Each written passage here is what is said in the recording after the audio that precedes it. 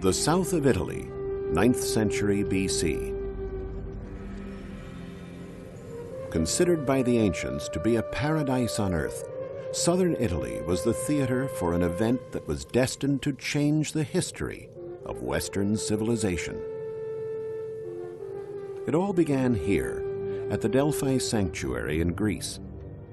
In a cave at the foot of Mount Parnassus, a group of citizens arrived from the island of Euboea, off the coast of Athens.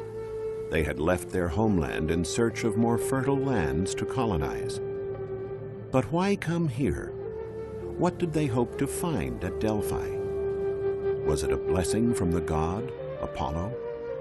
Apollo had both positive and negative sides, a strange, difficult, and sometimes dangerous god. But they needed his help. They were about to brave an uncharted and stormy sea that they hoped led to the Promised Land, which, for the Greeks of 2,000 years ago, was called Italy.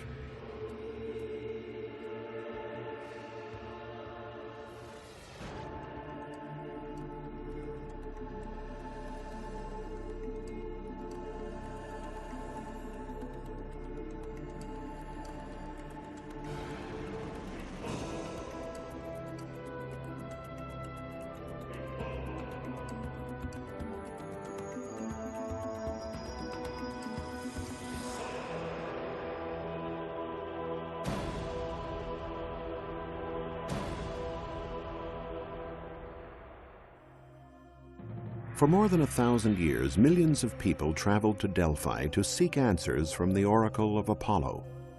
His advice was especially sought by colonists setting off to discover new lands. First, there were the uncharted and perhaps dangerous waters that they intended to cross. And second was simply the religious and spiritual importance of the sanctuary at Delphi at that time. Standing almost 2,000 feet above the sea, between the Gulf of Corinth and Mount Parnassus, Delphi was the Greek or Hellenic world's most famous sanctuary. Some of the greatest masterpieces of Greek art were concentrated around the temple. Today, all that is left of the statues that once adorned the sanctuary are their bases. They were colossal sculptures made of very expensive materials, and there were thousands of them. The sight of them heightened the pilgrims' expectations. There was the bronze bull, donated by the inhabitants of the island of Corfu in 480 BC. This was in honor of a bull who dove into the sea, leading fishermen to a great catch of tuna. And the splendid bronze copy of the celebrated Trojan horse, donated by the inhabitants of Argos in thanks for the spoils of war from a victory over the Spartans. But the centerpiece of the sanctuary was the Temple of Apollo, the god that oversees all beginnings, the protector of order and harmony. For those who made the pilgrimage to Delphi in search of answers, the temple was an impressive sight. It had 6 columns made of tuff along its front and 15 on each side. The frontons were faced with marble. In the pronaos, or portico in front of the cella, famous maxims were inscribed on the columns such as "all things in moderation" and "know thyself," phrases which capture the deepest essence of Greek wisdom. But it was the words of Apollo, transmitted through his oracle, that resonated most deeply with the Greeks. The oracle's predictions were transmitted through the frenzied words of an old priestess who interpreted the answers of the god. In a cave, the faithful awaited the response from the priestess, who, in a state of trance, recited prophetic words regarding the route to follow and where they should land. By following these directions, and probably those of sailors as well, the first Greeks reached the shores of the island of Ischia in the Gulf of Naples about 2,800 years ago. This marked the beginning of the Greek colonization of southern Italy, a vast territory given the name of Magna Graecia, which in Latin means Great Greece. But what was Magna Graecia? Basically, a group of polis, or city-states, whose wealth and power would soon exceed that of the Greek cities of the motherland.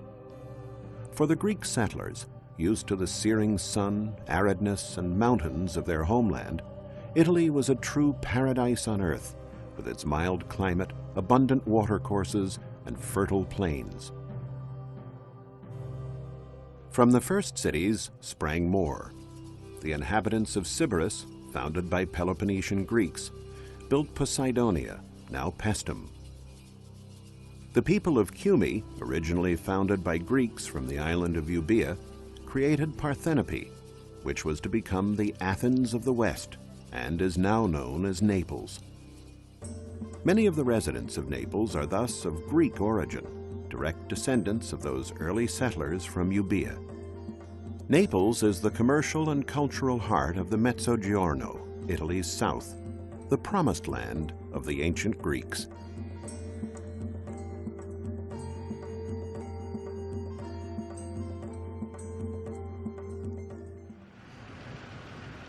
Excavations for the new subway line through the center of Naples have turned out to be a window on the city's past. Work in such sites as Piazza Municipio has uncovered not only the old Aragonese walls, but also provided a chance to view a much deeper cross-section of the city's historical layers. Archaeologists from the Naples Monuments and Fine Arts Service have found numerous objects of Greek origin, such as the small fragment of an Attica vase dating back to the 4th century BC, decorated with the figure of an owl.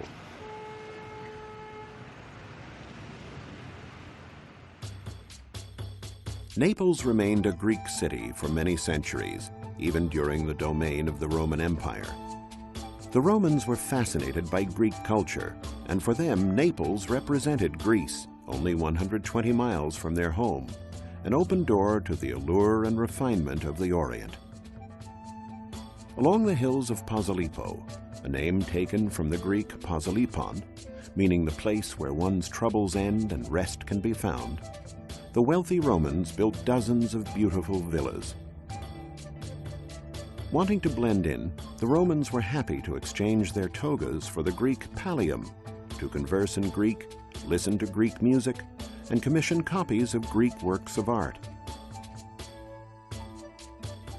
But Naples was not just a tourist attraction, a sort of amusement park for the Romans. The city was a capital of culture in its own right, where one could be born, live, and die in the manner of the Greeks, as Virgil liked to say. And it was here in Naples that the great author of epics wrote the Aeneid. Reproductions of masterpieces of Greek sculpture were much sought after, a big business at the time.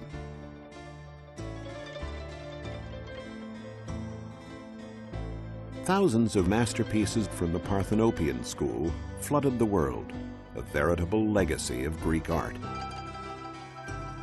The rich Romans paid, and paid quite well, to have imitations of famous works of art grace their villas and gardens.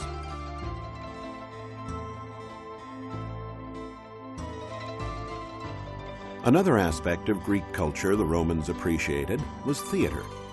To stand on the stage of the Naples Theater was the dream of every artist, the consecration of a life, a yardstick of success. The ruins of the Naples Theater have been found buried under later constructions. If you go down into the basements of private residences now standing on the spot, you can discover what remains of the theater, made famous partly because it was the site of an exceptional premiere appearance. The Emperor Nero himself made his debut as a poet in this theater. Nero loved both poetry and music, and performed many times on this stage before an audience whom he spoke with in Greek.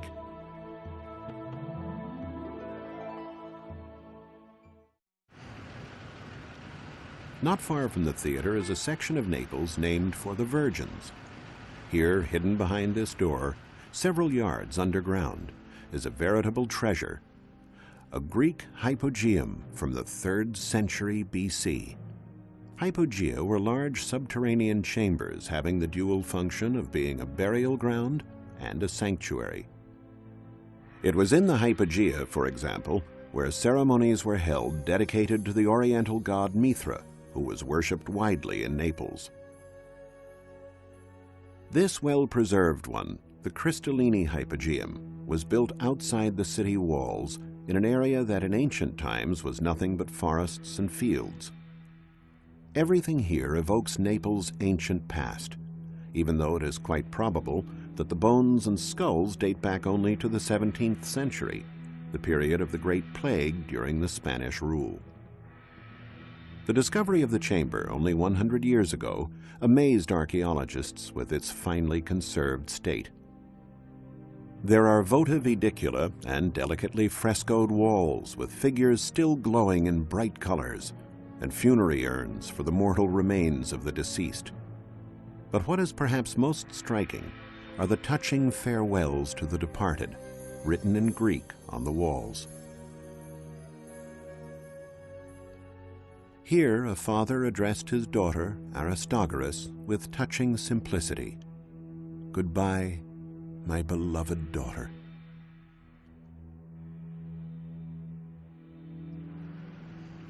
In the central part of the city is the spacious Agora. This plaza was the center of the social life of the city and the site of its market. It is incredible, but shops like these under the arcades have been here for over 2,000 years. And it is amazing to note that these narrow streets all have the same width, about 10 feet, and are spaced at regular intervals of 115 feet. The explanation given by archaeologists is that the modern-day streets still follow more or less exactly the Greek streets that were laid out when the city was founded 2,500 years ago. An example is the present-day Via Tribunali, which follows one of the two principal axes of the Greek city, and is one of the few broad avenues in Naples. The Agora is also famous for its magnificent temples. The Church of San Paolo Maggiore is the classic example of a Christian edifice standing on the ruins of a pagan temple. The ancient temple was dedicated to the Dioscuri, Zeus's twin sons, who were doomed to live and die on alternating days. Only these two beautiful Corinthian columns remain. But when it was new, the temple existed on a grandiose scale. We can once again view the great temple as it appeared almost 2,000 years ago. Thanks to a Greek inscription found nearby, it turns out that the temple was restored in the 1st century AD during the reign of the Emperor Tiberius, at the expense of two rich liberti, freed slaves who had become administrators of the imperial family's wealth.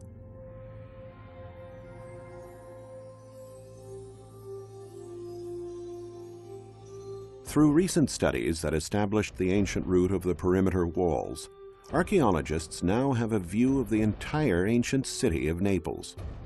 The city is of modest size, but completely encircled by a mighty defensive system of walls and turrets, fortifications that stood up to Hannibal and his elephants during the Second Punic War. Yes, even Hannibal paid a visit to Naples.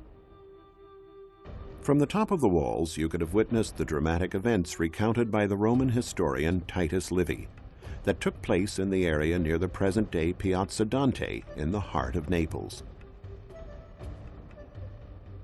Livy wrote, "The cavalry of the Neapolitan army succeeded with rapid sorties to sow confusion in the enemy ranks, and thus forced Hannibal to abandon his siege." Walking through the streets of modern-day Naples, you can see traces in the features and gazes of the Neapolitans of the incredible mix of races that marked this corner of the Magna Graecia during the Hellenic and Roman period. Egyptians, Romans, Italians, Illyrians, and Africans were all accepted within the city walls into the community founded by the Greeks, an exemplary demonstration of tolerance. Naples was only one of many Greek cities in Italy. Pasteum, 60 miles to the south, was the location of a very important Greek sanctuary.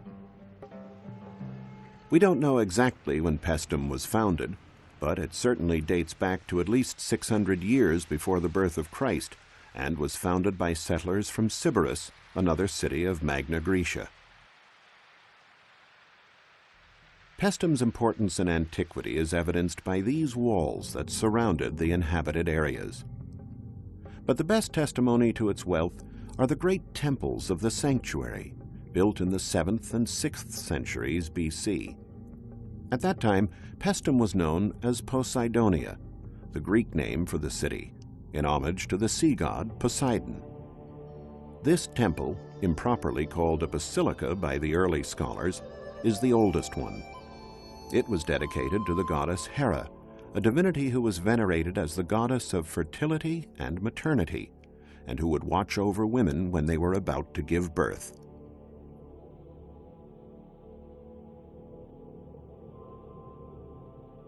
The temple has 50 well-preserved columns that taper towards the top.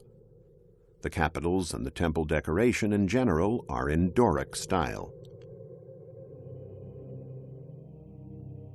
About 100 years after the construction of the basilica, the inhabitants of Paestum built the so-called Temple of Poseidon in the immediate vicinity. Actually, we do not know to whom the temple was dedicated, but it is one of the best preserved of Magna Graecia. It had symmetrical fronts, with 6 columns along each shorter side and 14 columns along each longer one. The complex of the 2 temples comprised the sacred area. At the time, the sight of the 2 stone giants shining in the sunlight must have been a view of rare beauty.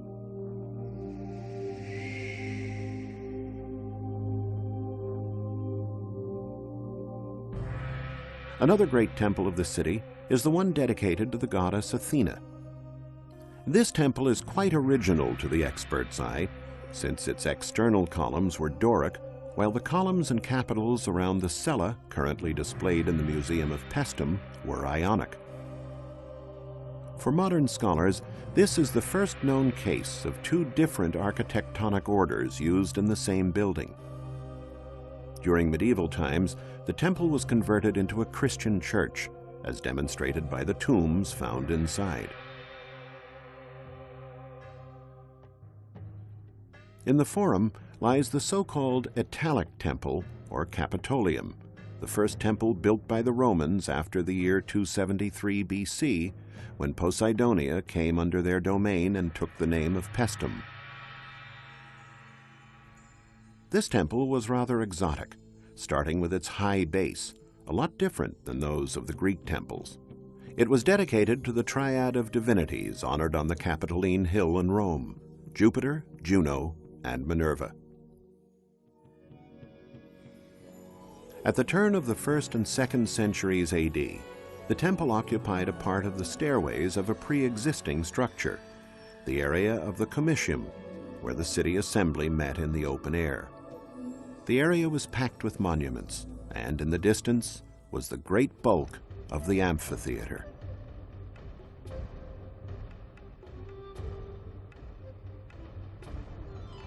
Sacred rites in these temples were carried out under strict guidelines. Inside of the temple dedicated to the goddess Hera, for example, we find a large cella with 3 naves and a bi-level colonnade. But in ancient times, it was only the priests and initiates who were allowed to walk down the colonnade and enter religious buildings. Others would have to stop in the pronaos in front of the entrance. Every morning, the priests purified the cella with holy water and made offerings of food and drink to the large statue of the goddess. The door was the only opening in the cella. The wooden ceiling and the imposing statue of the goddess must have filled the hearts of the priests with an indescribably mystical sensation. The temples at Paestum have always fascinated the numerous people who visit them. In the 18th and 19th centuries, famous celebrities such as the archaeologist and art historian Winckelmann and the poets Goethe and Shelley would come to Italy on their grand tour as a kind of pilgrimage in search of beauty. Another fascinating Greek site not far from Naples is a small fishing village known as Puteoli. In ancient times, it was called Dikyarchia, which in Greek means City of Justice. It was founded in 529 BC by refugees from the island of Samos, including the philosopher Pythagoras, who were fleeing the tyranny of Polycrates. The liberty they won was relatively short-lived. In 190 BC, a Roman colony was instituted on the ruins here that took the name of Puteoli, later becoming Puteoli. On the promontory, the ancient acropolis of the city, the Romans built a large temple during the Augustan period. The temple was revealed again recently after a fire destroyed the church of San Proculo in 1963.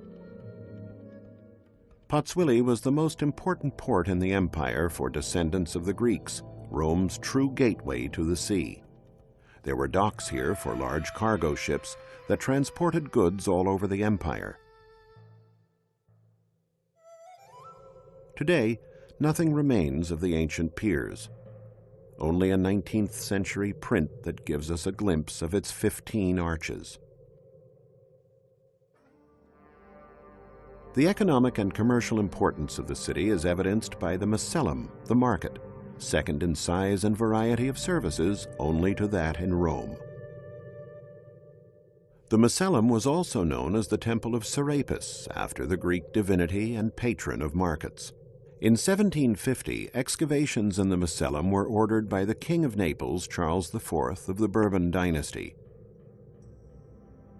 They immediately encountered a small mystery. The columns were pocked up to a certain height with strange and irregular holes. Studies showed that the holes were related to the phenomenon known as bradyseism, the rising and falling of the Phlegrean coast with respect to the sea. The temple was thus at times submerged by the sea, and when it rose again it was marked by these holes made by mollusks known as lithophaga.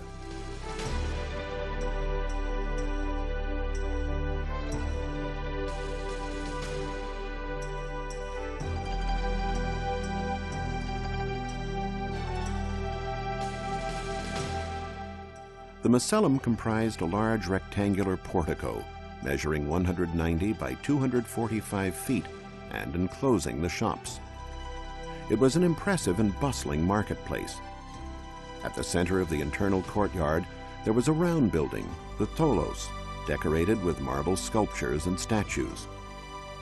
The market was a riot of Mediterranean colors, a meeting place for many different peoples and languages, from Egyptian and Phoenician to Greek and Latin.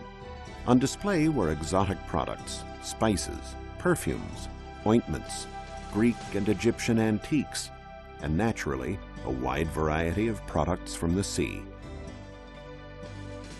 In 1700, in the large apse behind the tholos, archaeologists found a statue of Serapis, after whom the entire complex was named.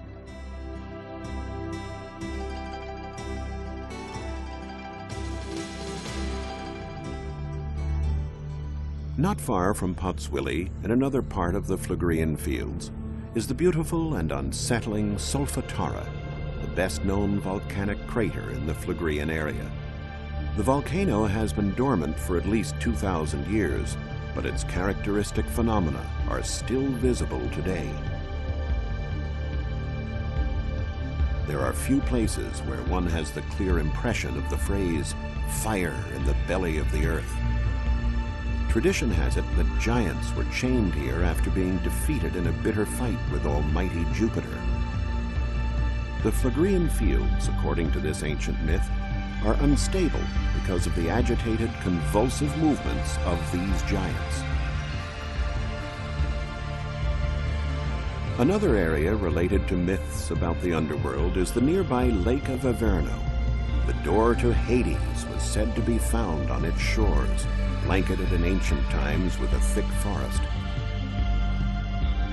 According to Virgil, the Sibyl's Cave was also here, where both Aeneas and Ulysses went to begin their journeys into the underworld. The Magna Graecia was a home to people who not only loved literature and art, music and poetry, architecture and drama, but who appreciated the lush landscape, the open seas, and the tantalizing mythology that came with the territory. For gods and goddesses, and sailors and warriors who came home from the sea, Magna Graecia was almost heaven on earth, an enchanting land, combining a nobility that was all Greece on a palette of exceptional beauty.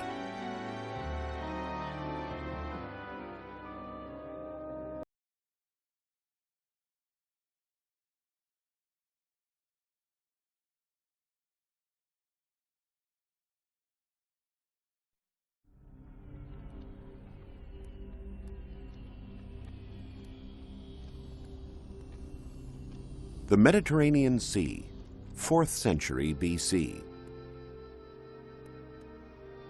In every era, people of different ethnic groups have migrated in search of new land to lay the foundations of new civilizations. Sicily, a fertile and welcoming island, was the site of massive migration. The Phoenicians were the first to set up trading posts here that later grew into cities. However, they only considered the island a convenient landing place. Starting from the 8th century BC, the island that was so inviting and rich with water and pastures attracted the attention of another people, the Greeks, who emigrated there in great numbers.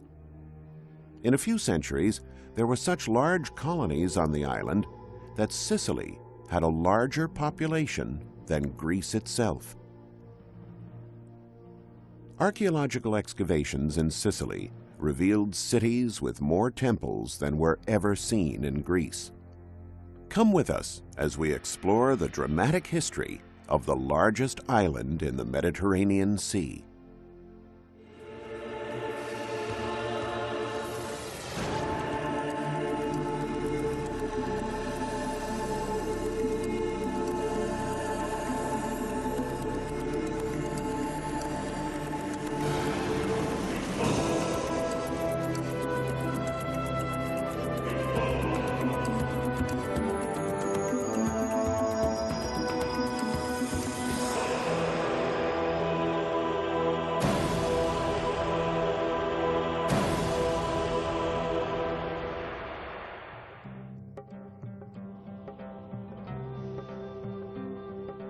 Greek historian Herodotus wrote that Greece had a faithful friend in poverty. It's a strange thing to say about a land that was considered glorious, proud, undefeatable, elegant, and cultured. Yet, that's how things were. Many Greeks earned their livelihood through trade, others with fine crafts. But the dry, stony, barren, and infertile Greek soil produced very little. From the 8th century BC, the Greeks started emigrating, mostly to the west, toward Italy and Sicily, a very fertile land, and in an ideal position for trade, since it was in the middle of the Mediterranean sea lanes. While excavating on Sicily, archaeologists realized that around the middle of the 4th century BC, many cities expanded into new quarters, often far from the coast. They found numerous buildings in the interior of the countryside. What was the cause of this population explosion and shift in locations? By consulting ancient historical texts, especially those written by Plutarch, scholars came across a very important event. In 339 BC, the Greek colonies on Sicily defeated the Phoenician colonies in the west in a memorable war at Himera. They thereby laid the foundations of their supremacy on the island and beseeched their homeland for strong men to thoroughly colonize Sicily. One of the puzzles that has long been debated among archaeologists is the nature of the first Greek colonies on Sicily. Were the first settlers, the pioneers who came to Sicily, peaceful explorers who lived in harmony with the local inhabitants, the so-called Sicanians, or did they forcefully take control of the best land on the island? According to the accounts of ancient historians, the Greeks were belligerent people, unlike the Phoenicians, who also settled on the island, although only for trade purposes. Greek settlers were described as being intent on owning arable land. While the Phoenicians built emporiums along the coast and were not interested in the interior, the Greeks tended to expand and take military control over vast areas. Ortygia is a small island adjacent to Sicily, and the first settlement of what would become the largest Sicilian colony of ancient times, Syracuse. Excavations under the present-day cathedral there, which incorporated the Greek temple of Athena, led to the discovery of an ancient indigenous colony that was supplanted in the 8th century BC by a Greek colony. Archaeologists were able to pinpoint the date after studying the type of pottery they found. Studies revealed that Greek settlers had driven out the native Sicanian peoples, conquered the city of Syracuse, and expanded beyond Ortygia into the mainland. The building boom the Greeks initiated may be found to this day in the still existing quarries that the Greeks later used to lock up prisoners of war. But people weren't constantly at war on Sicily. There were long, peaceful periods during which Greek settlers exchanged products and compared their artwork with Phoenician settlers and the Sicanians, thereby keeping the island humming with prolific cultural exchange. Syracuse, in the 4th century BC, was an enormous city with mighty fortresses and numerous monuments that were elegantly decorated. Among the most famous pieces is a Gorgon mask and the Venus Landolina.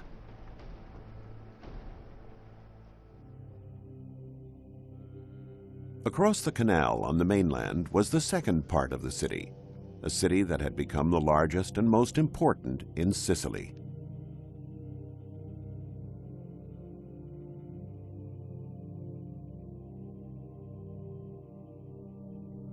Excavating here, in what is presumed to be the more recent quarters of the city, archaeologists came across a theater. Strange inscriptions engraved in stone appeared at various points. Translators soon realized that all those graffiti had something in common. They were names of gods and famous kings. But what was the relationship between them? Systematic excavation of the theater and reliefs revealed a strange symmetry between the points in which the inscriptions were found, which led them to unravel the mystery. The names had been engraved to distinguish the theater's various sections and seating arrangements.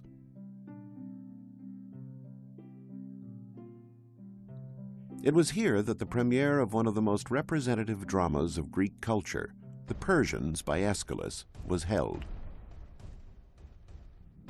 The play is about the great victory of the Greek city-states, united for once, over the militarily strong Persians, whom the Greeks defined as barbaric and lacking culture.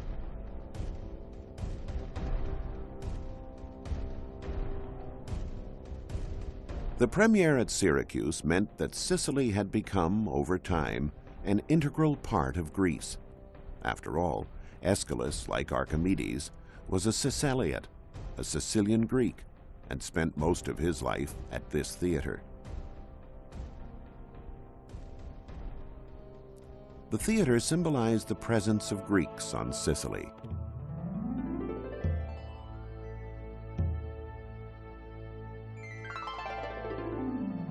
The Phoenicians were primarily devoted to trade and spent little time on literature, and the Romans, who arrived later, preferred the oval-shaped amphitheater where they could watch gladiators in action. Perhaps the world's highest concentration of ancient Greek theaters is on Sicily, where culture was associated with wealth. This one, at Tindari, opens toward the sky and gives us a sense of how the Greeks attempted to create dramatic visual impact to intensify the pathos of their tragedies. One of the most spectacular Greek theaters on Sicily is undoubtedly the one at Taormina, dug into a promontory overhanging the sea. This one at Catania, at the foot of Mount Etna on the east coast of Sicily, is like a gem perfectly inserted into the city landscape.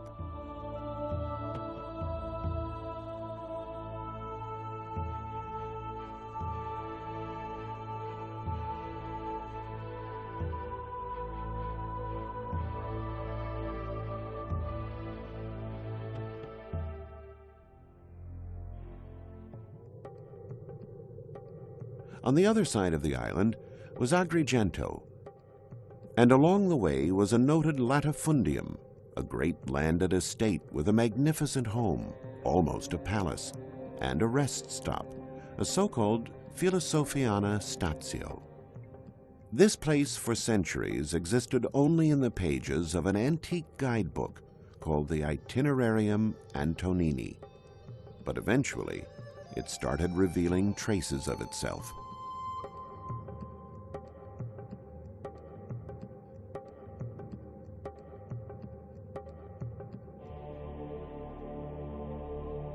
In the 50s, archaeologists systematically began excavating the ruins 40 miles from Catania in the vicinity of Piazza Armerina. They came across a real treasure, the Villa del Casale, an owner's country house containing the largest, richest, and most complex set of late antiquity mosaics that have stood the test of time. Nearby, at a place called Sophiana, similar treasures were discovered, preserved over the centuries. Archaeologists unearthed some bricks there, stamped with a seal with the word philosophe impressed on it. By joining both words, we get Philosophiana, the ancient and wealthy landed estate described in the Itinerarium Antonini.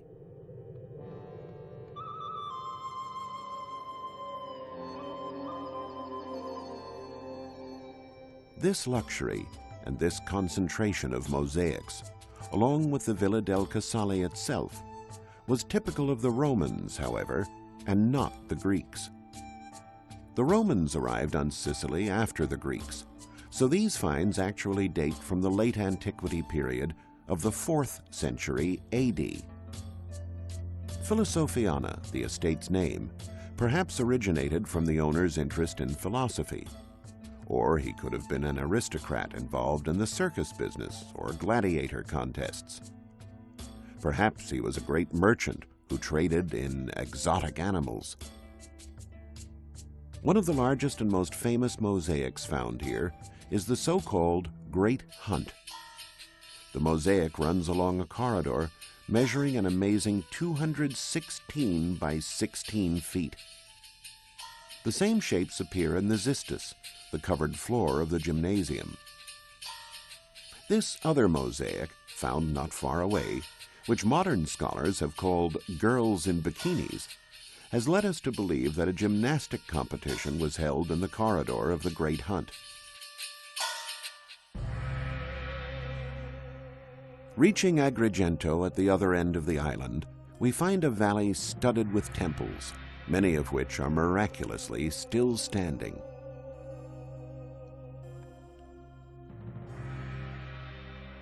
This one, the Temple of Castor and Pollux, the Dioscuri, was rebuilt with original material. Imagine, dozens of temples in a single valley. This great archaeological legacy was not the result of a discovery. It has always been there. Such a concentration of majestic public works has left scholars truly perplexed and not a little mystified.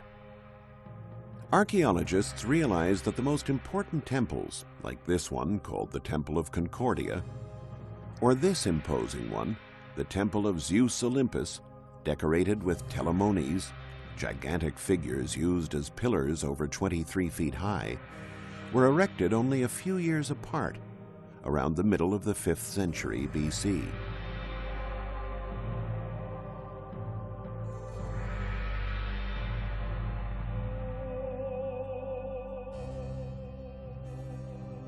Who could have handled such a huge workload in such a short time? And where did all the money come from?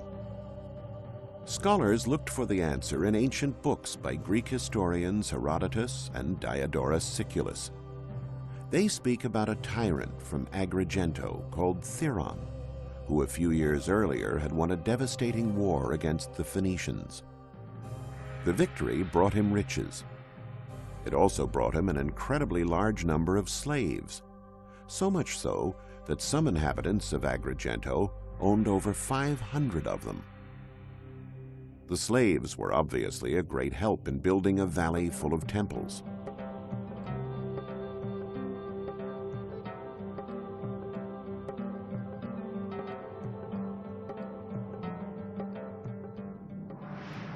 This is what the Temple of Concordia would have looked like with its original colors in the 4th century BC. In fact, it was incorrectly believed that all Greek temples were white. The Temple of Concordia is a typical temple of the classical period, with 6 columns on the short sides and 13 on the long sides, surmounted by clean-shaped Doric capitals. Its base, made up of 4 steps, was designed to overcome the rises and drops in the rocky terrain. The poet Pindar said that Agrigento was the most beautiful city of mortals, and certainly the temples were its Doric glories.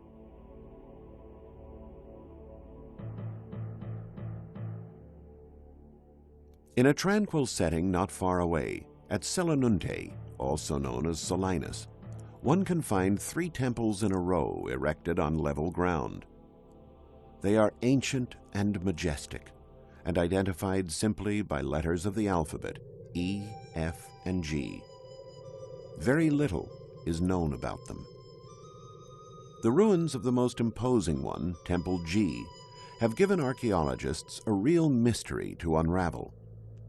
The columns, ruined at the base, are partly smooth and partly fluted. Although the different styles were both used by the Greeks, in no temple were both styles used together. Archaeologists wondered about the reason for this mixture. It was certainly not for aesthetic reasons, since classical Greek art was based on stylistic consistency. They compared the design with building techniques used in those times.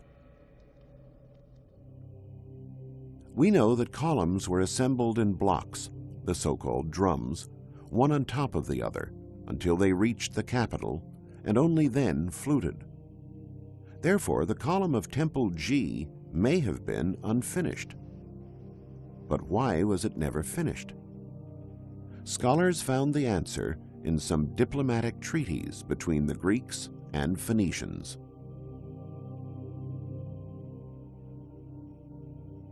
Although Selenunte remained a Greek city, it came under Phoenician influence around 409 BC. That date marked a watershed in its history.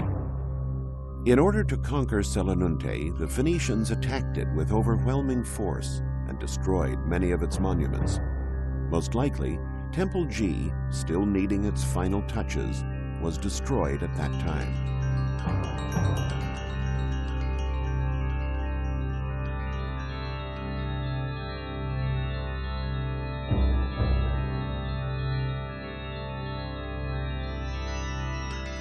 When the temples were standing in their full glory, however, they were a grand sight. Temple G was perfectly aligned with Temple E. The sacred complex that included a 3rd temple called Temple F was erected on the city's eastern hill.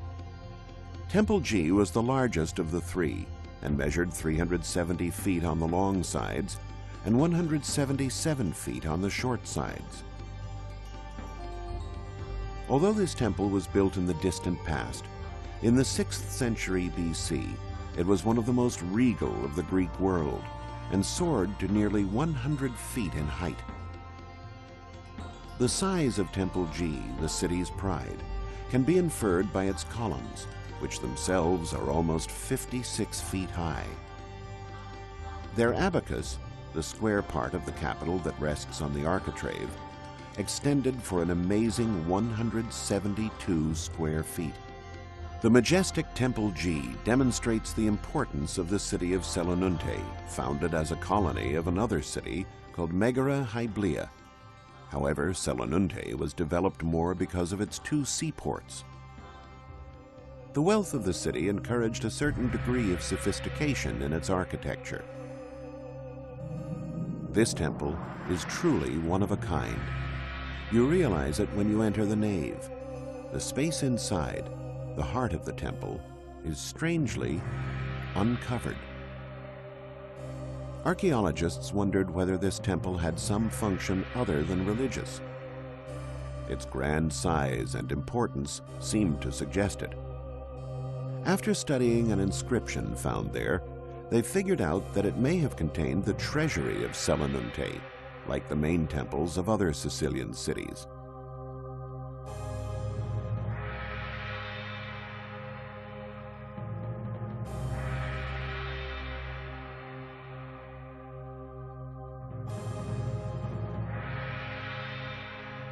The central nave was arranged on two levels. The upper level, accessed by two side staircases, was not open to worshippers.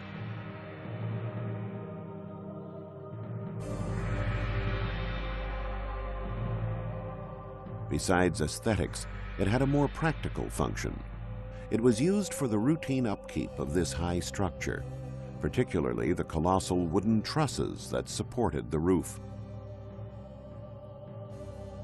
The temple's cella housed the statue of the god, probably Apollo or perhaps Zeus. Among the ruins, archaeologists discovered only a headless bust, so the discussion remains open.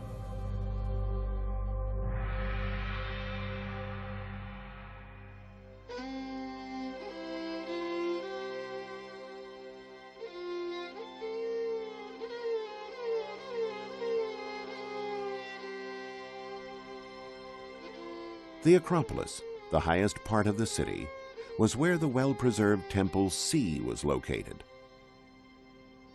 The new Phoenician quarters were built in the vicinity of the Acropolis after Selenunte had come under their control. But the Greeks had decided to stay. And the Elemi, an indigenous population from nearby Segesta, later frequented the city. They often fought with the inhabitants of Selenunte, but at times also collaborated with them. In this connection, Greek historian Thucydides recalls the signing of a treaty between the two peoples that allowed them to intermarry. Thus, more than in any other place on Sicily, on this Acropolis, one could perceive that mixture of races and variety of backgrounds that make a culture great.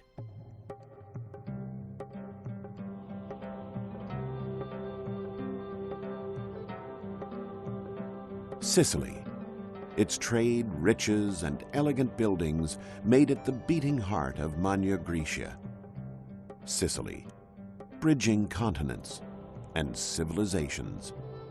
A fertile and colorful land where long after Homer's time, the Greeks still believed the cattle of the sun gods roamed the hills. Sicily, a land coveted by many, yet ultimately controlled only by beneficent nature. Sicily, the jewel of the exotic ancient Mediterranean.